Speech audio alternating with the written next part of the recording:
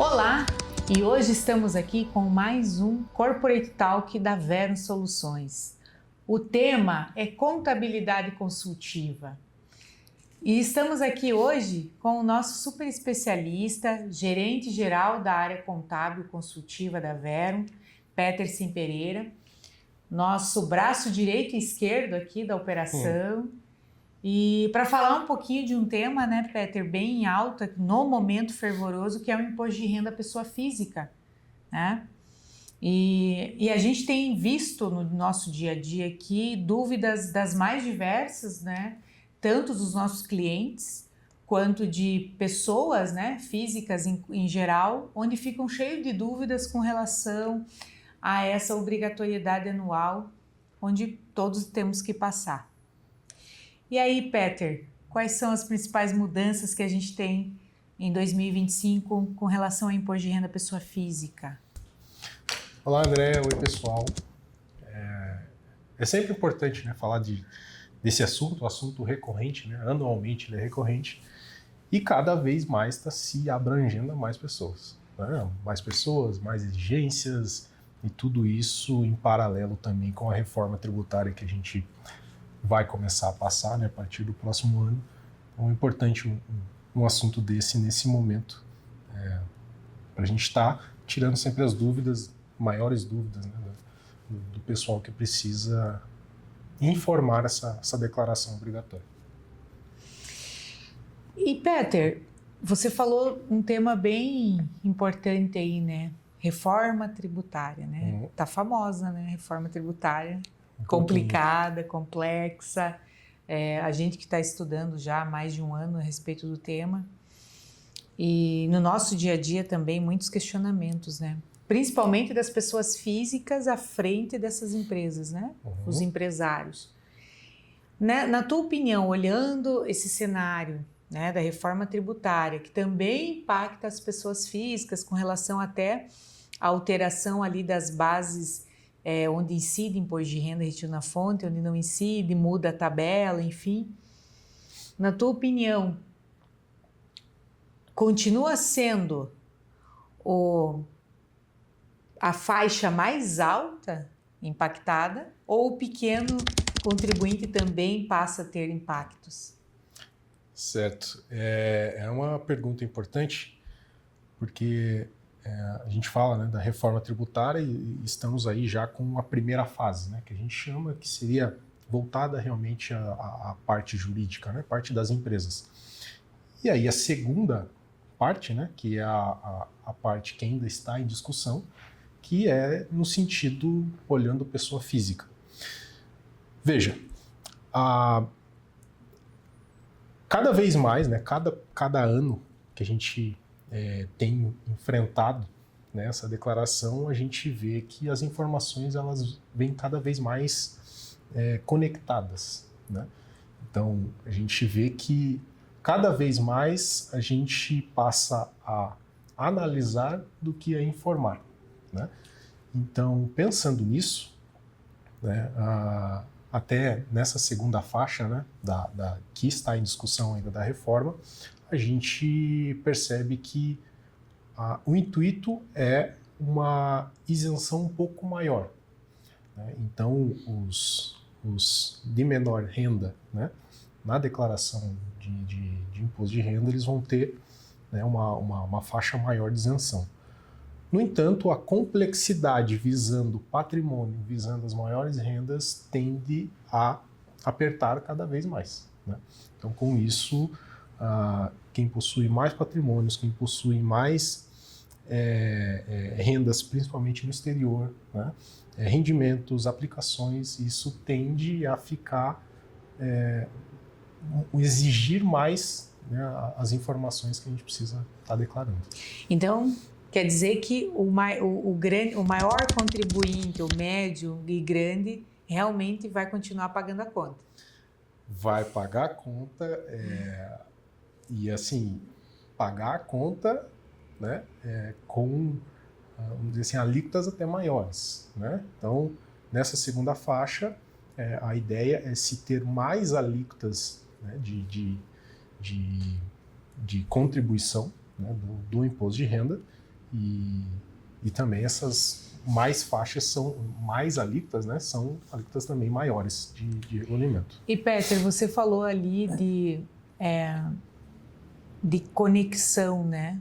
De conectividade, né? Entre reforma tributária, entre tributos, entre a esfera da pessoa jurídica, a pessoa física, né? Porque agora a gente tem um e-social integrado, né? Onde todos os contribuintes sejam empregados seletistas, sejam prestadores de serviços, seja, enfim, onde estão no contexto, né, de ou ter um contra-cheque ou emitir uma nota fiscal na qualidade PJ, enfim, ou empresário que recebe para labore, dividendos, enfim. Essas conexões acontecem muito com muito mais frequência, né? E até o sistema financeiro, né? Olhando um pouco para esse prisma, né? Eu imagino que se falou um pouco de Pix há um tempo atrás, né? Não, porque o Pix vai ser o dedo duro, enfim.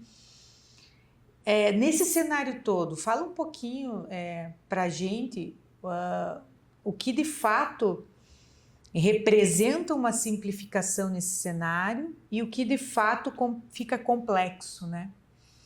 E quais os cuidados que esses contribuintes sejam, a pessoa física, no geral, precisa ter, né? Com relação ao dia a dia, né? Das suas operações financeiras, no sentido do dia a dia mesmo, de pagar uma conta, ir ao supermercado, pedir nota fiscal, não pedir, enfim. O que é de fato verídico e o que é fake news, digamos assim, né? A gente passou por um alvoroço, né, no começo desse ano, que era justamente essa informação sobre movimentação em Pix, né? Então, o Pix ele né, já foi criado há alguns anos, né? Facilitou e facilita a vida, né, de todo mundo, não tem como negar. Porém, ele é um meio de pagamento em que ele é totalmente digital, né? Então, tanto os bancos quanto o governo eles têm acesso a isso, né?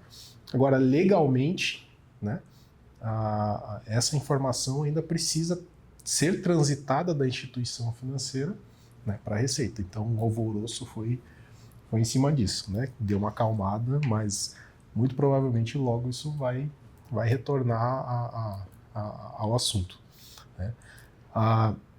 E visando toda essa integração, né, Pix, contas, compras em cartão de crédito, utilização no cartão de crédito terceiro, né, utilização no cartão de crédito da empresa para aquele empresário que ele ainda utiliza, confunde ali, né, aquilo que é da empresa e aquilo que é pessoa física. Confunde princípio de identidade ali, né? Que a gente chama, ele acha que o cartão da empresa é dele, né? E aí ele faz as comprinhas pessoais no cartão da empresa. Não deixa de ser dele, mas ele tem que entender que a empresa é uma pessoa jurídica, né? E ele, sendo uma pessoa física, ele precisa ter a conta dele com o rendimento dele, com o cartão dele, né? Então a gente precisa separar muito bem isso. E todas essas integrações, né, a informação de social que a gente tem, aquele informe, né, de rendimentos que toda a contabilidade passa, né, no início do ano para cada cliente que tem cada colaborador, né, o teu colaborador, para quem é empresário, né, começo do ano ele sinaliza, meu informe de rendimentos que o meu contador está pedindo. Então esses informes estão sendo cada vez mais, né, só para se conferir, porque realmente quando você acessa, né, as suas informações, né, direto da Receita Federal, isso já vem tudo pré-preenchido, né? E isso vem, Peter, no próprio e-social? Então quer dizer que eu tenho em tempo real praticamente essa informação? Em tempo real. No momento que, né, a informação é passada, né, pela contabilidade da empresa referente aos colaboradores, a remuneração daqueles colaboradores? Remuneração, né, os encargos, impostos, né, que já foram pagos, tudo isso já sobe lá automaticamente, direto linkado ao CPF da pessoa, né? E isso tudo a gente já tem acesso ali de imediato. Então, a simplificação, ela vai passar a deixar mais complexo a falta de informação, né? Aquele veículo que você comprou e não declarou, aquele imóvel que você comprou, até declarou, mas você não atualizou o valor dele. Não reavaliou, né? Não fez o planejamento correto em cima desse imóvel. Então, cada vez mais, essas informações vão ser mais complexas de serem ocultas, né? E como que fica, Peterson, uma situação dessa, né? É possível regularizar? É possível trazer isso para uma... né, sair um pouco da escuridão e trazer isso para a luz? Quais os impactos? Precisa ser avaliado cada caso? Como que, com relação a fisco, né, olhando do ponto de vista da pessoa física, né, quais cuidados que elas devem ter nessa administração, né, dos seus bens, do seu patrimônio, dos seus ativos, né? Uhum. Nós, né, aqui na Vero, nós sempre trabalhamos pensando pelo menos um ano na frente, né? Falando de pessoa física, então nesse ano de 2025, a gente já está planejando o seu informe de rendimento de 2026, né? E da mesma forma, agora em 2025, isso foi planejado no ano de 2024, né? Então nós temos, obviamente, nós precisamos, né, obedecer as regras, né, da Receita Estadual, tanto para declaração quanto para informe de patrimônio. Porém, nós temos formas de fazer isso, né? Hoje nós podemos adquirir um imóvel, né? Esse imóvel precisa ser declarado.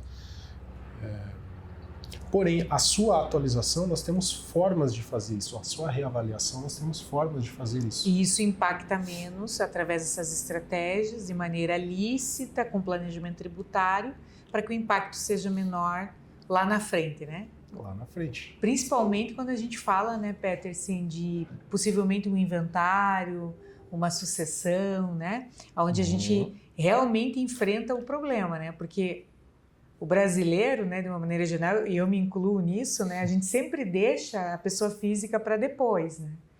E a gente não se atenta a isso. Então, você está me dizendo que a gente trabalha pensando lá na frente, com ano de antecedência, justamente orientando o cliente, né, a se organizar e se planejar. Como que vai ser o próximo ano? Como é que vai ser a minha remuneração, os meus ganhos, as minhas aquisições? Sim. Por que eu preciso, por que eu não preciso declarar, né? Então, isso realmente mitiga e evita dores de cabeça lá na frente. Com certeza, né? Nós temos grande parte dos nossos clientes hoje, né, a gente sempre conversa, principalmente no início do ano, ou então aqueles que vão nos conhecer ao decorrer do ano, né, a gente sempre senta e orienta, fala, olha, você precisa ter pelo menos um prolabore ali fixo, né?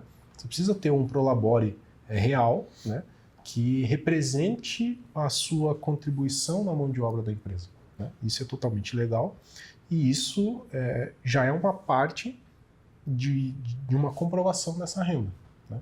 Então vai chegar lá no teu informe do imposto de renda do próximo ano, aquele prolabore mensal ali, ele já é uma renda, né, que já teve todos os encargos incididos e já é uma renda que a gente vai poder declarar ali de maneira lícita, sem nenhum desembolso direto, né?